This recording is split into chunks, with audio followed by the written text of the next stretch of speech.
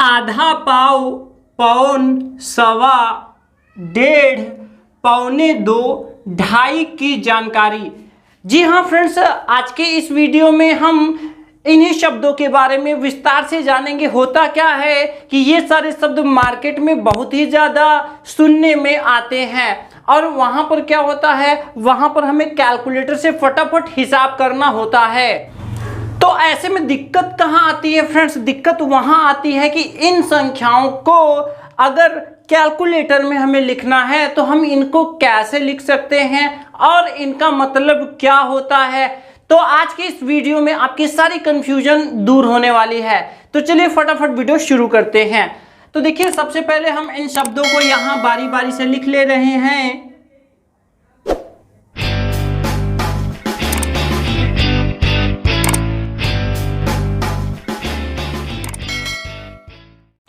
तो देखिए फ्रेंड्स, यहाँ पर मैंने इन शब्दों को लिख लिया है। अब हम इनको देखेंगे कि फिगर इनका क्या होता है, इनका मतलब क्या होता है। अगर हम इनको बटा में लिखना चाहें भिन्न के रूप में तो कैसे लिख सकते हैं, और दशमलव के रूप में चाहें तो कैसे लिख सकते हैं, जैसे कि कैलकुलेटर में लिखा जाता है। तो देखिए, जो आधा होता है, अगर मान लीजिए अगर आप ये एक पूरा भाग मान रहे हैं तो आधा भाग होगा इसका हाफ, ठीक है, यानी कि इतना भाग, ये होता है आधा भाग। क्या होता है? आधा भाग। अब इसको अगर हमें बटा में लिखना है तो देखिए, हम इसको भिन्न के रूप में ऐसे लिखते हैं। देखिए, ये पूरा कितना था? एक। पूरा कितना था? एक। अब इसको बीच से हमने दो भागों में बांट दिया तो 1/2, ठीक है। इसका मतलब ये हुआ कि एक पूरे भाग को दो भागों में तो बांटा गया है, लेकिन इसमें कहा जा रहा है दो भाग में से सिर्फ एक भाग को, ठीक है। एक पूरा भाग को दो भागों में बांट लेंगे तो उसमें से एक भाग को कहा जा रहा है, दो में से एक, ठीक है, 1/2। अब देखिए, अगर हमें इसको दशमलव में बदलना है तो यहाँ पर हमें नीचे जीरो वाली संख्या बनानी पड़ेगी। कौन सी संख्या बनानी पड़ेगी? जीरो वाली संख्या। अब जीरो वाली संख्या कौन कौन सी होती है? जैसे कि 10 आप बना सकते हैं, 100 बना सकते हैं, 1000 बना सकते हैं, 10,000 बना सकते हैं। इस तरह से आप कोई भी जीरो वाली संख्या यहाँ पर आप बना सकते हैं, ठीक है। उससे हमें दशमलव में बदलने में आसानी पड़ता है। जितना भी जीरो रहेगा, अगर हम जीरो हटाएंगे तो उतने ही अंक पर दशमलव लग जाएगा। एक जीरो हटाएंगे अगर, ठीक है, तो एक अंक पर दशमलव लगेगा। अगर यहाँ देखिए, यहाँ पर 2 जीरो हटाएंगे तो पीछे से 2 अंक पर दशमलव लगेगा। इस तरह से, इसीलिए हम यहाँ पर नीचे जीरो वाली संख्या बनाने की कोशिश करते हैं। तो चलिए, इसको हमें दशमलव में बदलना है तो आप भाग देकर के भी बदल सकते हैं, और एक ये भी तरीका है। तो हम यहाँ नीचे जीरो बनाने के लिए पहले हम भिन्न को जैसे का तैसा लिख देंगे। इसके बाद अब हम सोचेंगे कि इसमें हम ऊपर नीचे किससे गुणा करें कि यहाँ पर क्या बन जाए, इनमें से कोई बन जाए। तो देखिए, 2 का पहाड़ा पढ़ने पर 2 पंजे 10, 2 पंजे 10 होता है। तो यहाँ पर हम 5 से गुणा कर देंगे। आप ये सोच रहे होंगे कि ये 5 से गुणा क्यों हो रहा है। देखिए, दुनिया का कोई भी भिन्न हो, अगर हम उसमें एक ही संख्या से ऊपर नीचे गुणा कर दें तो कोई प्रभाव नहीं पड़ता है, क्योंकि हम अंश में भी कर रहे हैं और हर में भी कर रहे हैं। तो अब यहाँ पर देखिए, 5 में 1 का गुणा करेंगे तो 5 1 का 5 और 2 पंजे 10। अब देखिए, यहाँ जीरो वाली संख्या बन चुकी है। अब हम क्या करेंगे? देखिए, अब इसको आसानी से हम दशमलव के रूप में लिख सकते हैं। एक जीरो है, जब हम हटाएंगे तो यहाँ पर पीछे से एक अंक पर दशमलव आकर लग जाएगा और ये हो जाएगा 0.5, ठीक है। कितना हो जाएगा? 0.5। तो इस तरह से अगर हमें आधा को लिखना है तो उसका फिगर रूप ये है। अगर उसको बटा के रूप में लिखना चाहें तो ये है। बटा में जीरो के रूप में लिखना चाहें तो ऐसे संख्या से गुणा करेंगे कि नीचे जीरो आ जाए, और एक जीरो हटाएंगे तो पीछे से एक अंक पर दशमलव लग जाएगा, ठीक है। आइए अब पाव को देखते हैं। तो पाव क्या होता है? आप सुनते होंगे, पाव ठीक है, इस तरह से पाव अक्सर मार्केट में सुना जाता है। यहाँ पर हम सबसे पहले एक पूरा भाग बनाएंगे, इसके बाद हम इसको 4 भागों में डिवाइड कर देंगे। ठीक है, तो देखिए 4 भागों में डिवाइड करने पर ये जो चौथाई हिस्सा होता है यानी 1/4 पार्ट जो होता है यही होता है 1/4। तो यहाँ पर जब हम इसको भिन्न के रूप में लिखेंगे तो हम यहाँ लिखेंगे 1/4। क्या लिखेंगे? 1/4। अब फिर हमारा वही प्रयास रहेगा, हम नीचे 0 वाली संख्या बनाने की कोशिश करेंगे। तो देखिए यहाँ पर 0 वाली संख्या बनाने के लिए हमें क्या करना पड़ेगा, यहाँ पर अंश और हर में हमें 25 से गुणा करना पड़ेगा। किससे गुणा करना पड़ेगा? 25 से। तो ऐसा करने पर 25 एक का 25 हो जाएंगे और नीचे हो जाएगा 25 चौका 100। अब देखिए यहाँ पर हमें ये 0 2 हटाना है, तो आप समझिए पीछे से कितने अंक पर दशमलव लग जाएगा? 2 अंक पर। तो ये देखिए ये दशमलव में हो जाएगा 0.25।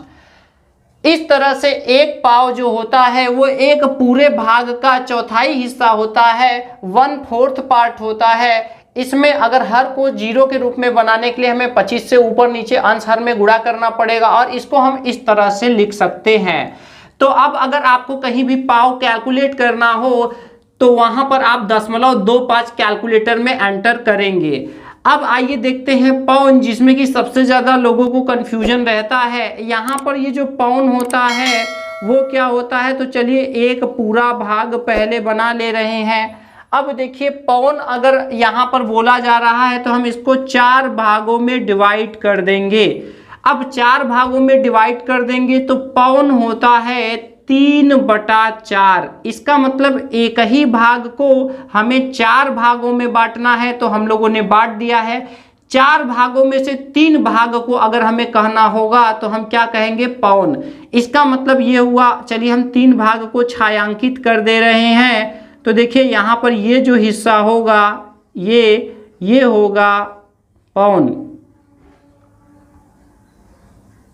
ये हिस्सा होगा पाउन। यानी एक भाग छोड़ के 3 भाग अगर हम लेंगे तो उसको कहा जाएगा पाउन।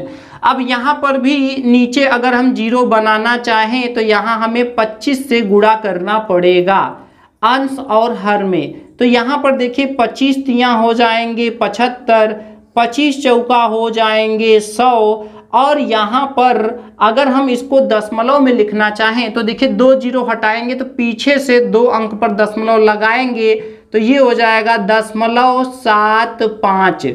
ठीक है, और पाउन को बटा में 3/4 लिखेंगे और अगर हमें दशमलव में लिखना है तो हम लिखेंगे 0.75।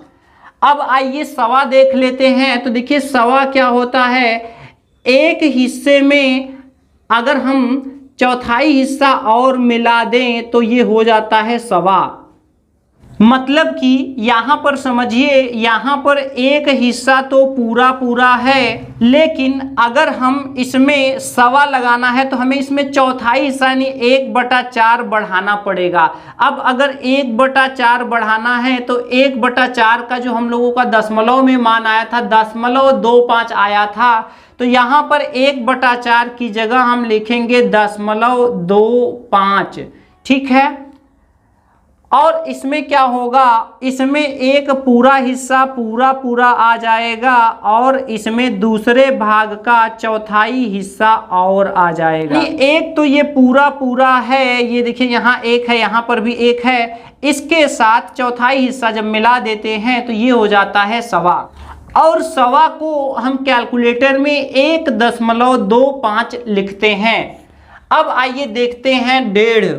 तो 1.5 क्या होता है, 1.5 होता है एक पूरा पूरा भाग में अगर हम आधा भाग और मिला देते हैं तो ये होता है 1.5। अगर हम इसको कैलकुलेटर में लिखना चाहें 1.5 को तो देखिए एक पूरा पूरा भाग है और जब आधा भाग को यहाँ पर हम चेंज करेंगे तो आएगा 0.5। तो यहाँ हम क्या लिखेंगे 0.5। और अगर हम इसको चित्र से समझना चाहें तो ये देखिए एक पूरा पूरा भाग हो गया और दूसरा जो भाग होगा उसका आधा भाग, और इसका मतलब ये एक पूरा भाग की बात की जा रही है और इसमें आधा भाग और जब हम मिला देंगे तो ये दोनों ही मिलाकर बनेंगे 1.5। तो 1.5 को कैलकुलेटर में 1.5 यानी कि 1.5 के रूप में लिखा जाएगा। आते हैं अगले 1.25 पर। तो 1.25 कितना होता है, तो देखिए इसमें 1.25 क्या होता है, एक पूरा हिस्सा, और ये जो पौना होता है, जब पौना को हम एक में मिला देते हैं तो पौना क्या होता है 3/4, यानी एक पूरे भाग में से 3 भाग को, ठीक है। को ऐसे भी बोल सकते हैं 3/4 भाग, मतलब कि 4 भागों में से 3 भाग, 3/4 भाग। तो यहाँ पर पौने के लिए एक में हम पौना को जब मिला देते हैं तो ये हो जाता है 1.25। और अगर हम कैलकुलेटर में लिखना चाहें तो ये एक पूरा भाग तो यहाँ पर है ही, 3/4 को दशमलव में लिखने पर ये आएगा 0.75। तो यहाँ पर हम लिखेंगे 0.75। और अगर इसका चित्र समझना चाहें तो एक पूरा भाग यानी कि ये एक हो गया, और यहाँ पर जो दूसरा भाग होगा उसका 3/4 भाग, यानी 4 भागों में से ये 3 भाग जो होंगे ये क्या होंगे 3/4, और ये एक पूरा भाग। तो इतने हिस्से को जो भी छायांकित यहाँ पर किया गया है, इतने हिस्से को बोला जाएगा 1.25। तो हमेशा आपको ये ध्यान रखना पड़ेगा कि जहां पौना लगा होता है वहां पर क्या होता है, जितना भी कहा जाए, 2 कहा जाए तो 2 पूरा आप ले लीजिए, और उसमें से आप चौथाई हिस्सा कम कर दीजिए, यानी उसको छोड़ दीजिए, तो बाकी जो बचेगा वही होगा आपका 1.25। आगे बढ़ते हैं 2.5 पर। तो 2.5 कितना होता है, जब 2 में हम आधा भाग मिला देते हैं तो ये हो जाता है 2.5। और इसको दशमलव में कैसे लिखा जाएगा, यहां पर हम लिखेंगे 2, क्योंकि 2 तो पूरा भाग है, और आधे भाग को हम यहां पर लिखेंगे 0.5। तो यहां हो जाएगा 0.5। ये होता है 2.5। अगर हम इसको चित्र से समझना चाहें तो देखिए 2 पूरा भाग है, इसमें आधा भाग मिलाया जा रहा है। तो यहां पर देखिए ये एक भाग, ये दूसरा भाग, ये तीसरा भाग।